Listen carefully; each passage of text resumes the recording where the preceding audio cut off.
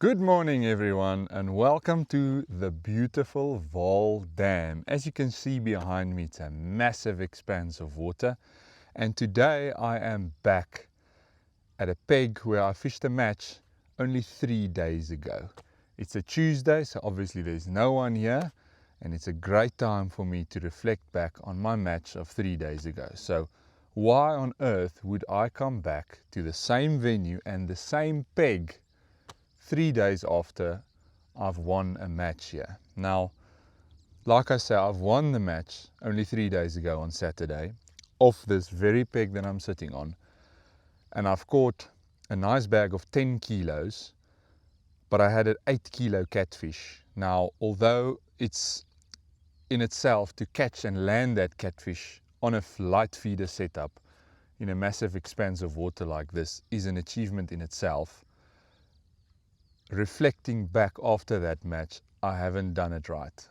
I should have caught 10 kilos and won the match, but 10 kilos of small fish, which there are an abundance of behind me at the moment. That whenever South Africa as a nation go and compete in Europe, when there's small fish fishing on the cards, that's usually when we struggle the most.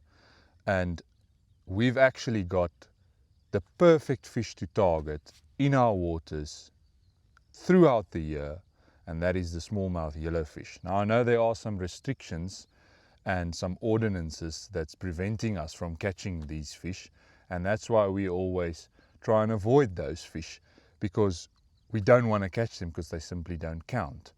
They need to be a 300 millimeters long or 30 centimeters long to actually count in a match, and you can only keep 10. And that obviously has an impact on us as anglers, as South Africans, that we don't want to catch these fish, and we rather try and focus on other species like carp, catfish, grass carp, and especially mudfish.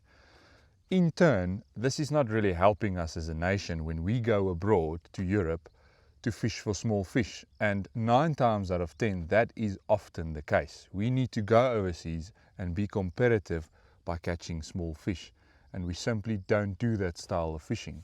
We're very good at catching bigger fish, at fishing at longer ranges or medium to long ranges, but when it comes to focusing solely on small fish, I think that that's where we've always fell short. And I know I'm talking out of experience of years gone by, where I've fished in world championships in places like Ireland and Holland and Belgium and the Czech Republic, and you can keep going on, basically the whole of Europe, where whenever it's a small fish game, we just can't do it. We just don't know how to.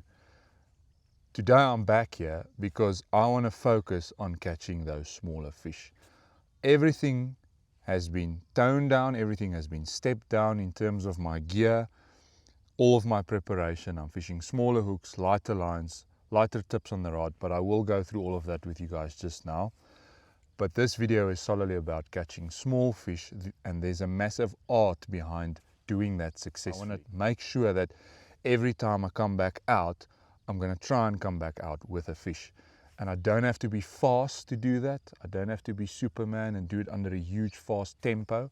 I just need to be consistent, methodical, and make sure that I bring a fish bag as many times as I reel out. I want to try and do it as many times as possible. So that is the plan for today, and that's why I'm back on this peg where I sat only 3 days ago, because hindsight's a beautiful thing, and in hindsight, 3 days ago I got it completely wrong. So today I'm here to obviously put it right, to better myself as an angler, and obviously sharing that experience with you guys so that you can learn, just like me, that we can get better as a nation at catching smaller fish. So on my side tray for today, I've mixed my ground bait at home like I usually do, and this ground bait, that same ground bait that I make myself, which is very inert, it lays on the bottom, but I have added about 30% of popcorn. I want that popcorn in that mix just to activate it a little bit. I think it's good for small fish when the feed is quite active. The water is only shallow behind me where we're going to fish, but the popcorn obviously creates a bit more up and down movement in the water column of your bait, and I think that's a good thing for small fish. I do have my water bottle with me here, and I can just spray the ground bait and wet it to make it more sticky if I feel like the ground bait is a bit too active. But for now, I've kept it on the dry side, and that 70-30 mix of popcorn and the normal inert ground bait mix, I think, is going to be a good ground bait for today. I've also added about 20% of soil. Now, a lot of people might say, why would you add soil? Because that is more for deeper water, catching bigger fish and holding the ground bait together. And although that is the case, this soil that I've added is not like a heavy type of clay. It's more like a sandy soil. And all it's going to do for me is it's going to help to break down this ground bait a bit better. I've realized that by adding soil into the ground bait, it just helps to kick out the ground bait out of the feeder a little bit better. It's just a personal thing that I like doing. Obviously, there's also the added advantage of the soil being a little bit cloudy in the water, which is always a good thing for small and big fish. So I've added only about 20% of soil into that ground bait. But at the moment, it's quite dry. And like I mentioned, I can alter it with the water sprayer if I feel like I need to. Then if I move on, my main hook bait for today is going to be dead maggots. I absolutely love fishing with dead maggots. I've caught thousands of fish on dead maggots in South Africa, whether it's on a pole, the feeder, or even bank angling, especially at the Vaal Dam and the whole Vaal River system. Dead maggots is a very good bait. I personally believe that dead maggots flutter more than live ones. Because it's dead, there's no movement of the maggots. They're just a bit more natural. They just fall through the water nice and slow, and I think the fish just picks that up a little bit better. So dead maggots, I simply just put some live maggots in a tub, add some tap water to it, put the lid on, put it into the fridge for a couple of days, and when you get to your peg, they're dead and they're fresh and beautiful. Then I've also got a little bit of particle. This is my usual particle mix. It just contains some hemp seed, a little bit of crushed tiger nut and some corn. I'm not really going to use this that much today because I just feel like I want to focus on the ground bait solely, but I might introduce this if I feel like the fish needs to get pinned down to the bottom a bit better. So I do have it on my side tray. And then usually I have a big tub of red worms with me, but today I've only got a small tub because I don't want to focus on the worms. Worms are a great bait, don't get me wrong, but worms is a very soft bait, and small fish can often peck this bait off your hook without getting hooked very easily. But I'll never go without it because adding a bit of chop worm into your ground bait is always a good idea, as that smell can quickly get a response from the fish, draw them in, get them into your area, and then you can continue fishing without them again. So I've got some worms, but not tons of worms. I've got a small tub there, which will be enough for chopping up a little bit and obviously using it as a hook bait. But that is as simple as it gets. That's my side tray for today, and that's what I'm going to focus on to catch these fish. So when it comes to the terminal side of things and the hardware that I'm going to be using for this style of fishing, I'm going to be focusing on scaling everything down. So this is one of the things that I feel in the past I've done wrong. As a South African, I like to fish heavier rods, heavier quiver tips, heavier line, fishing longer distances and purely focusing on bigger fish and other species. But for this style of fishing, I should go the other side of the spectrum, and that's what I've done. The rod is the MAP Parabolics Ultra 2, which I've done a video on this channel that you can go and check out. It's fitted with Fuji SIC guides, and these guides transmit a lot of vibration down this nanocarbon blank, which means you can feel so much more when this rod is in your hand. So it's a very sensitive blank, a very sensitive and soft rod, and that's the first thing that you're going to need to be successful at catching smaller fish. Obviously a nice light reel to complement the rod. This is the Okuma Invicta 5000. It's a nice lightweight compact reel. And then talking about the tip, now this is extremely important. If you see there at the front, I've got a very soft tip in this rod. This is only 1/2 ounce. Now I know in a big expanse of water like the Vaal Dam behind me, when the wind picks up, a lot of undertow starts happening, and you're probably not going to be able to fish with 1/2 ounce. You're going to need to go up 3/4 ounce, maybe an ounce, ounce and a half, even up to 2 ounces.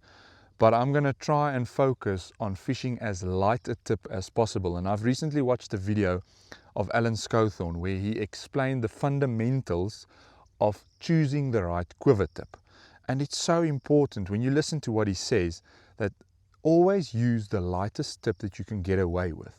So I'm starting on the 1/2 ounce, and if conditions force me to go heavier, then I will adapt accordingly. Although I have checked the weather forecast for today, we're only going to have a light breeze from behind. It's not going to be that much of an issue with undertow and so on. And that's why I've chosen the lightest tip. I want to be able to see those little pecky bites from these little small fish with their small mouths. And I think a light tip will show up just so much better. And then hand in hand with that light tip and the softer rod is the line choice. The main line on this reel is actually braid. I've chosen 0.12 millimeter braid straight through. There's no leader material on that. The braid runs all the way through to the boom section there. And the 0.12 I feel is thick enough that I can cast off of it without need of the leader. I don't need a leader to do that. I'm only casting about 35 to 40 meters at absolute most, but it's still strong enough that I can make those casts. It's thin, it's strong, and it's super sensitive and direct. There's no stretch in the line. It's going to show up the bites nicely. Together with that nice soft tip, the nice soft blank of this rod, I think this choice of rod and reel is the first thing that you need to do to be successful in fishing for the smaller fish. Then quickly, if I run down onto the rig, I will explain it in a bit more detail a bit later, but I've basically just got the braid that's tied straight onto a piece of fluorocarbon there, and that feeder is just running on a link, small tiny little diamond eye swivel, and it just stops on that knot there. It's more than strong enough. Then I've got a piece of fluorocarbon here that will just hopefully kick it away from the feeder so I don't get tangles. I cannot afford to have tangles in this style of fishing. Now, that's where this little guy comes in. I don't know if you can see that, but that's a little tiny little swivel, size 14 diamond eye swivel. It's something I'm testing, and I usually wouldn't do that. I'm usually fishing a loop-to-loop connection here with my boom section to my hook line, but it's something that I want to try for this smaller fishing. I think that small little bit of weight that small swivel gives me there is just going to kick out when I hit that clip. It's going to throw the hook link over and beyond my feeder and hopefully cause less tangles. And then the line here that runs down to the hook is 0.14 millimeter to a nice size 14 pull special hook. I will alter between hooks, so I'm fishing 14 pull special at the moment, but I could go up to the 14N 30 later on if the fishing is really well, just to have something that's a bit more robust. But again, I want it to be nice and sensitive for these small fish, and I think this whole setup that I've just explained to you is the first part of being more successful at fishing for smaller fish.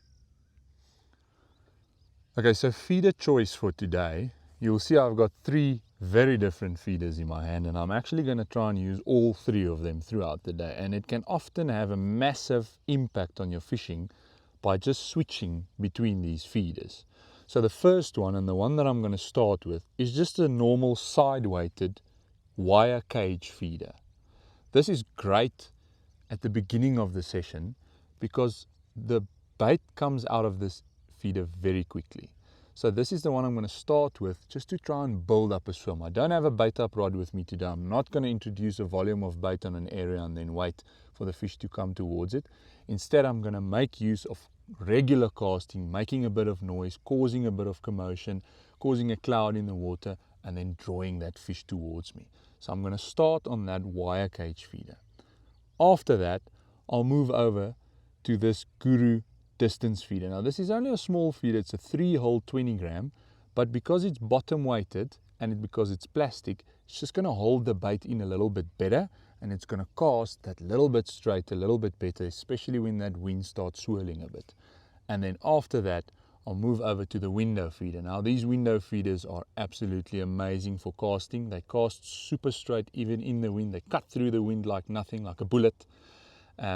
And I can also introduce a bit of particle if I want to push the peg a little bit, say closer towards the end of the session.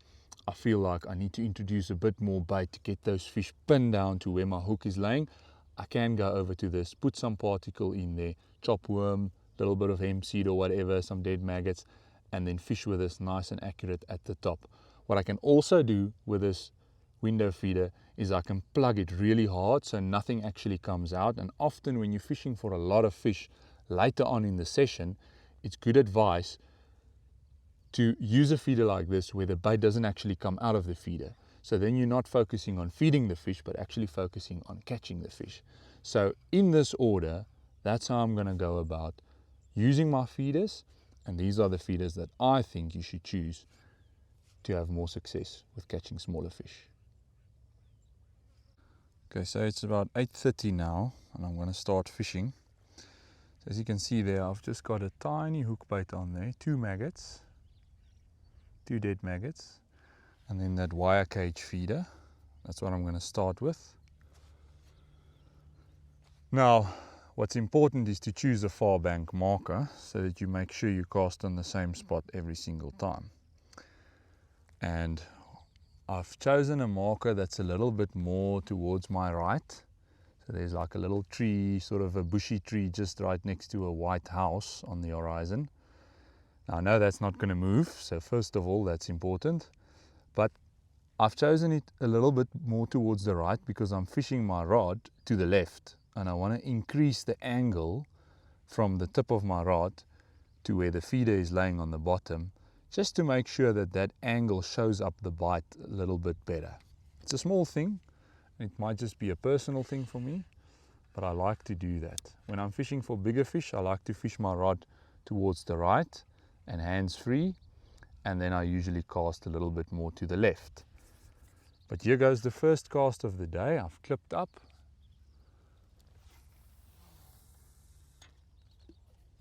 That's perfect on the spot.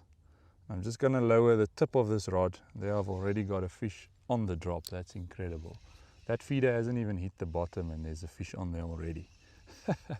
I was still busy explaining to you that I want to lower the tip of the rod down into the water to make sure I sink the braid as quick as possible, and then I'm in direct contact with my feeder and the hook. But it happened so quick that that fish took it on the drop.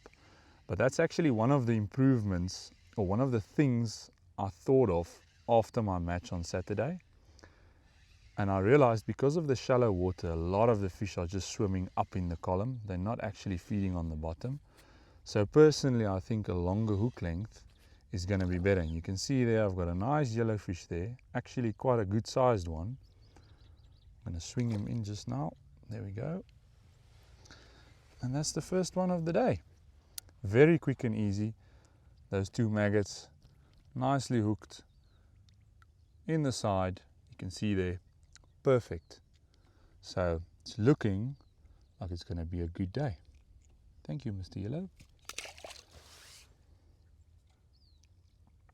Just on another note, you can see I've put that yellow fish in my net now. Now these nets, if I pull the camera like this, these nets are 4 meters long. They're made of a fish-friendly material, and the fish is super safe inside these nets. Nothing can actually happen to them. So all of the fish this afternoon, and I will show you, that's going to be well and alive when I put them back. They're going to swim back strong. It's not going to be an issue, no problems. So very fish-friendly nets that we as feeder anglers and as match anglers use, because it's 4 meters long. There's a lot of movement, a lot of freedom for the fish to stay healthy.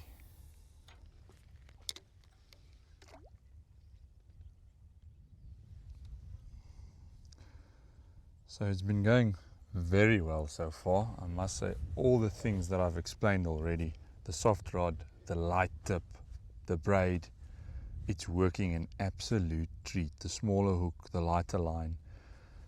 A change that I've made, so I've started on this wire cage feeder like I explained, and it was great to introduce bait into the swim initially and draw the fish in. But there's also a lot of dead grass at the moment because the Valdam has recently received quite a lot of water, and this is getting snagged up in that grass quite heavily. Then I moved over to this feeder, which has been an improvement, definitely. It rises a lot sooner in the water column. So this feeder actually breaks the surface of the water about, I don't know, 25 meters out and I'm fishing 40 meters. And then to better it all, I went to the Preston bullet feeder, and it's been an absolute godsend. This thing performs so much better. It casts literally like a rocket, and it rises quickly in the water. The plastic does not hook all the grasses, so this feeder at the moment is definitely the best one. And all I'm doing is I'm just filling it with ground bait like this. I've got 2 maggots on the hook,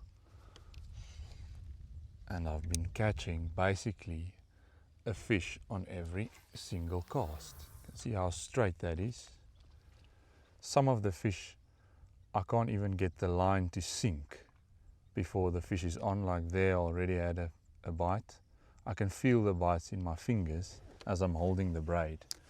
It's incredible what difference it makes to be fishing lighter hooks, lighter lines and braid direct.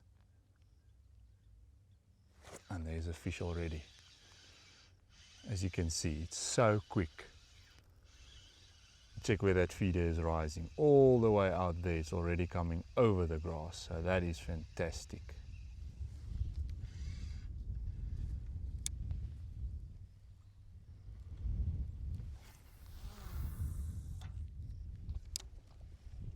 I'm basically waiting for it to pull it like that.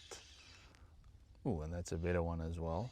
And you can see how that line, I know you can't see it on the screen probably, but it's rising in the water so quickly, which means that fish is coming up off the bottom, the feeder is coming up, and I'm not getting snagged.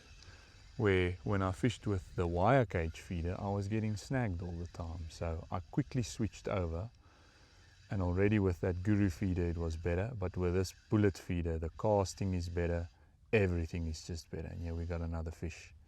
So honestly, this is a much nicer one that I probably should have netted, but already look at this, we're catching basically a fish a chuck.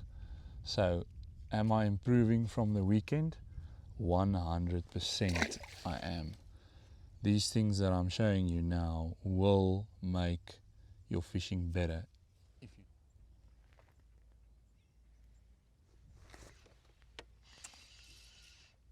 And there we go. I think I've got a fish on here now. And that probably took about 4 minutes.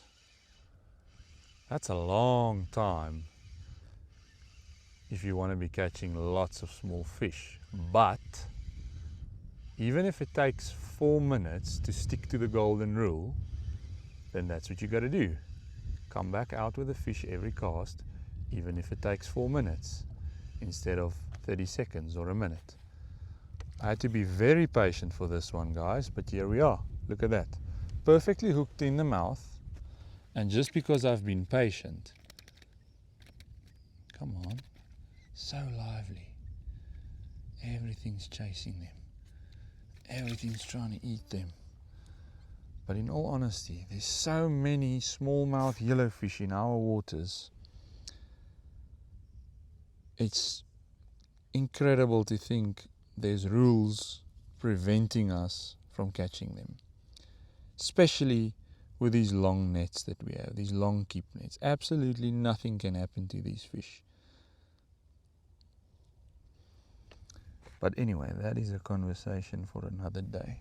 When you're out social fishing like I am, or with a couple of friends, I mean, there's nothing wrong with catching them. I think that wet ground bait in that feeder, obviously it's staying in that feeder a lot longer than the dry mix. And I think what happens is I keep getting indications even after 3 minutes, because there's still a bit of ground bait left inside that feeder. Whereas previously, within a couple of seconds, there's no more ground bait left in that feeder, and I have to recast sort of every, I don't know, minute and a half. Whereas now I can leave it longer, and look at that. There we go, another nice quick bite there. That wasn't even 30 seconds, guys. I'm sure you'll agree with me. I am so happy already with all the changes that I've made. From the rod, the reel, the line, the vibration that I can feel through these Fuji SIC guides. I mean, you get what you pay for. Yes, it costs a lot of money, but there's value in that, and that's the reason why it costs so much money. So all these little things are adding up in why you're going to catch basically a fish every cast. Okay, so just get that braid through the surface of the water, the rod on the rest, and then be patient for that bite. Wait for a proper bite. Don't strike at indications.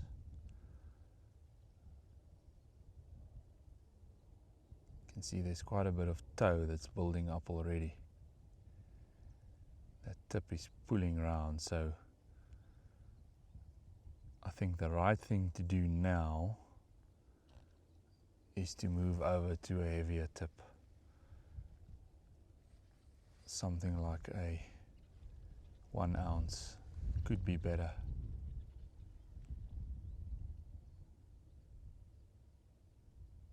That's why it's important to have more than one of the exact same setup, rod, reel, line, everything, but with different tips.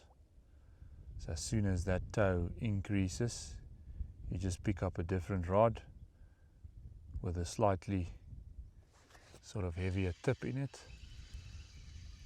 and away you go. But there we're still catching. So there's another fish here.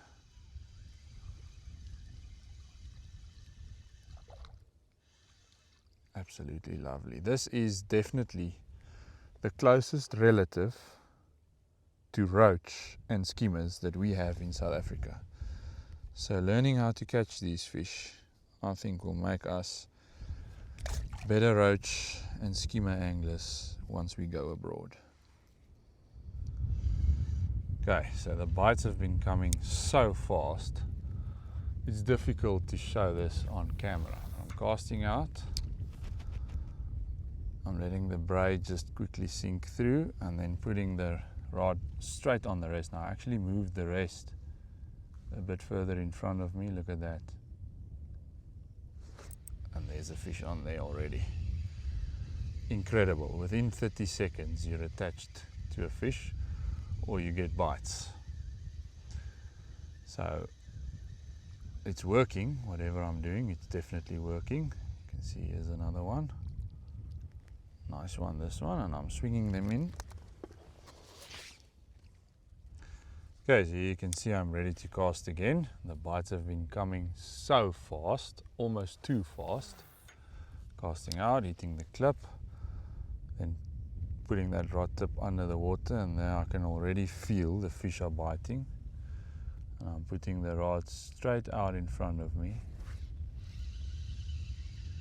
and I'm attached to a fish. Under 30 seconds. It's like it's almost too quick to show this on film. It's so difficult to explain it and show it on film. But that's basically how every single bite's been going so far. So just need to put this one in the net quick.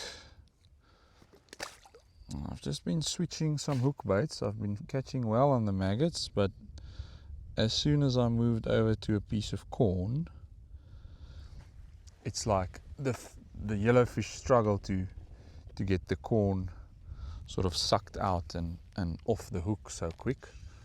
So I've just been getting a couple of nice quick bites by just switching over to corn. So again, just putting the rod tip under the water. I need to get that braid down, and then straight on there you can see there's a fish on there already. So I've been smashing them to bits the last couple of casts, or should I say the last half an hour. And I've been chopping and changing a bit to try and see what is the best way of doing this. Now I've noticed a couple of things. First of all, some cloud cover moved in, and with that a bit of wind. Now that helps for the braid just to sink that little bit quicker. I've also switched over to that medium window feeder that I've showed you earlier. And the reason behind that was just to try and keep the ground bait in the feeder a bit longer. Then what I've also done, I've caught quite a few fish on just a grain of corn, which told me that, look how quick that was, which told me that a bigger, sort of more visible hook bait, like in their faces, was a lot better, and it makes logical sense. They see it better and they just attack it like instantly. But I haven't brought any corn. The corn that I have with me is as part of my particle mix, so I don't really have like corn. Oh, this is a nice fish. Should net this one. So instead, what I'm doing now is I've actually moved over to a bunch of maggots, and I mean a bunch, like 6 to 10 maggots, just to give them that bigger profile of bait, as that definitely seems to be working. I'm still missing an odd bite, but overall the catch rate has improved so much, so that window feeder also just fills up a lot quicker, and that's valuable seconds that you can save while you're fishing. You see that braid is almost instantly under the water now that the wind is just pushing it, and there's another one. I missed that one. Like I said, I'm still missing the odd bite.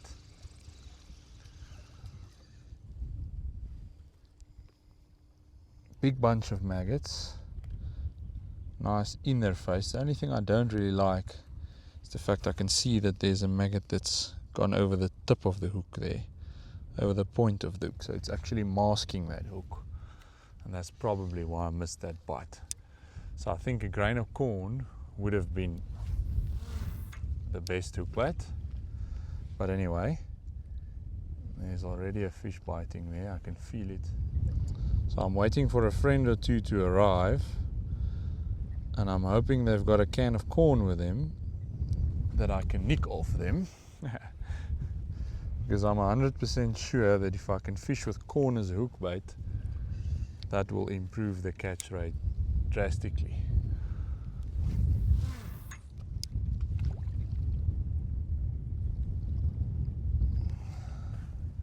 It's incredible how quickly these fish bite.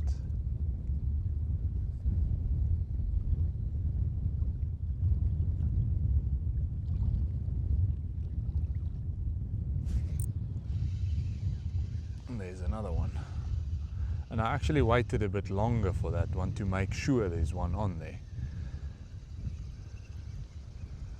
It's difficult to see because you get so many indications. It's difficult to see when they actually have it in their mouth, but when the tip is rattling, that's a sure sign that there's one on. I know it sounds obvious, but when you're sitting here and you're getting so many indications, it's not that obvious, because you feel like you want to strike, but also sometimes you strike at those early bites and then you miss. So it's imperative to wait until you can see that tip rattling and make sure there's actually a fish on there. I'm going to continue. Now I've got that grain of corn on there, so let's see if there's a difference.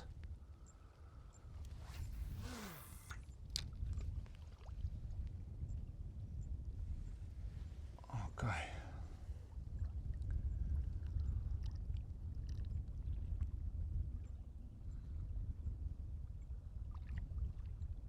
Still going mad, that tip. But I did have sort of a better average on the corn than on the maggots. Haven't tried a worm yet, not bothered. I just think they're gonna pull the worm off too easily. Maybe I should try it.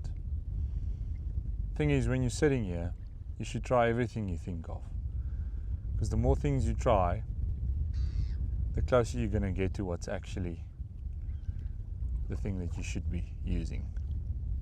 That's how I came across the corn and the bunch of maggots.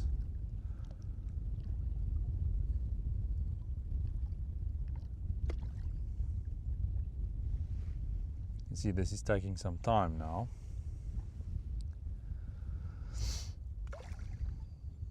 And I hope that piece of corn is still on there. That's the only thing that bothers me with it.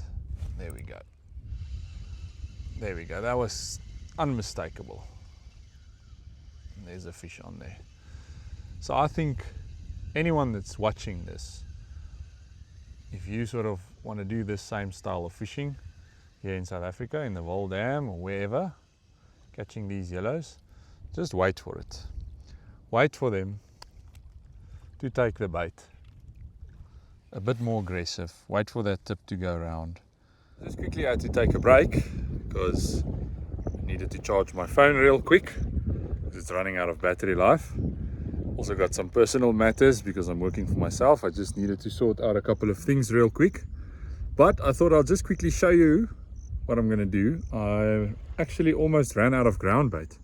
And I thought it's the perfect time just to show you how I store my ground bait and then just replenish it whenever I need more. So that's what's left of this morning's session so far. It's just been over 3 hours. And I'm just going to take some out of my cooler box. And these bags I found at Plastilon the other day. And I must tell you, they are amazing. They come with a zip seal. You simply just open it up, which is difficult to do with one hand and holding a camera. It just works like that, and then you can open it up, and this keeps your ground bait super fresh because you can just keep it in your cooler box, and then as and when you need, literally just top it up like I'm doing now. Nice handy little tip for those guys that want to make ground bait at home. Put it in one of these bags, store it in the fridge, nothing can happen to it. There we go. Fresh, lovely ground bait ready to go for the next part of the session. As you can see, the bomb squad arrived. Hello? I think I should get away from here. This is looking dangerous. Can you tell me how to move it? Move it towards me. Okay guys, so a couple of things. I have been absolutely smashing the fish, and I know I've said that before, but I'm really happy with how the last hour has gone. And obviously I made some more changes. So you can see here on my clicker, I've caught 20 in that last hour, which is exactly my target, because that means in 5 hours, if I can get 20 an hour, that means 100 fish, and that's my target. So for the last hour I've managed to do that, but you can see this rod rest is up in the air, and I'm gonna run through everything that I have changed with you just now. Okay, first of all, what I've done, the first change I've made, I've actually shortened, you can see there on this finger of mine, I have the knot where the braid and the boom section, the fluorocarbon comes together. Now that piece from there to this little swivel where I tie my hook link on was about 45 centimeters long. So I shortened that down to only about, what's that, 17 to 20 centimeters. And I still have a 35 centimeter hook link, but shortening that down helped a hell of a lot to hit more bites. I've also changed to a much bigger hook. This is actually a Preston N60 in a size 10 that I know is huge, and I've been hooking the maggots sort of through the middle of the body, putting a big bunch of them on. But the biggest change, and the thing that's made the most difference, was the fact that I moved my rest here up into the air, so now I don't have to wait for the braid to sink anymore. When I cast out, I'm going to show you now, casting out towards my spot, I can put the rod straight down and I'm fishing straight away, because the bites have been coming so fast and furious. I'm fishing straight away. I don't have to wait. And there you can see a fish on already. And that's how I've managed to reach my target of 20 fish an hour. It's been much more effective, much quicker, and it's just worked an absolute treat. And it's taken me a long time to get to this point. There you can see there's another fish, only a small fish, but honestly it's made such a big difference. That big hook, they just can't deal with it. Okay guys, I know this is an awkward angle. Remember, I'm self-filming all of this, so I'm casting out now to show you guys how quick this can be. Just hit the clip on the spot. Look how quickly that tip is rattling already. But I need to wait for a nice positive bite. So let's see. I hope you can see that. How mad it goes. Obviously the braid is super direct, so it shows everything.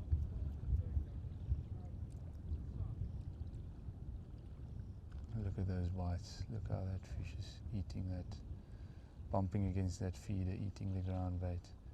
Just waiting for one to take the hook bait. Look at that. That is madness. And there's one on there. I think I hooked that one in the tail actually, because you could see as I started reeling down there was no contact, and then a couple of inches further there was some contact with the fish. So I definitely foul hooked this one. But definitely it's made a difference to fish the rod up in the air. Yeah, this one is definitely foul hooked, but if I can get it in, it still counts. It's hooked in the tail. Look at that. Hooked properly in the tail. But I think there's just so many of these fish feeding there at the moment that it's sort of inevitable. Let's go back out there. Just a grain of corn.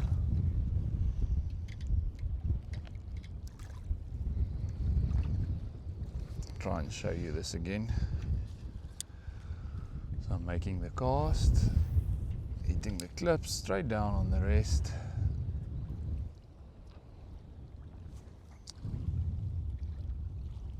And let's look for bites and indications now.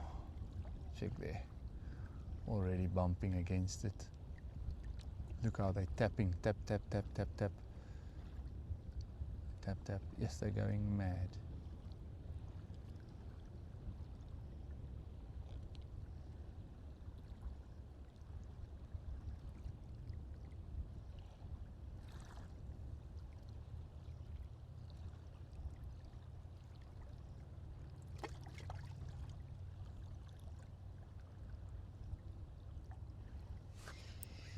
And there we go, there's a fish on there now.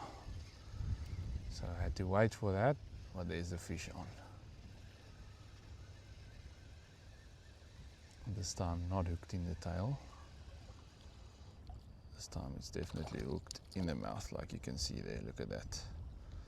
Perfectly hooked in the mouth.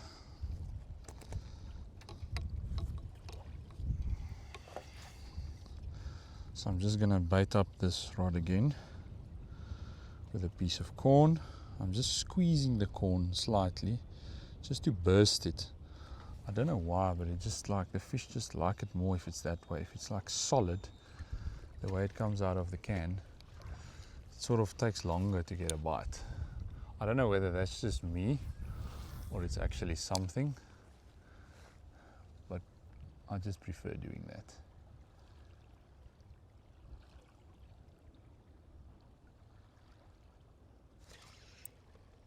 There we go, there's another one on. That one is also hooked somewhere in the body and not in the mouth. There's just so many fish present at the moment, it's insane. Yeah, that one is hooked in the dorsal fin. But if I can get him in, he will count. There we go. I don't know if they're attacking the corn or what they're doing, but that one's properly hooked in the body.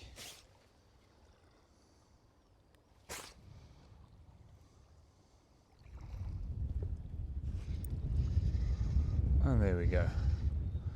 I think that's going to be the last fish for the session, because from here onwards I'm going to go and do some popping for catfish, which I'm also going to try and film. But I think overall it's been a very successful small fish feeder session. And with this fish, I'm very happy with the changes I've made, the things I've learned, the things I've shown you, and I'm sure that you've learned a thing or two. So stay tuned on this channel if you want to see more of these videos, if you want to learn with me, and hope to see you again on the next one.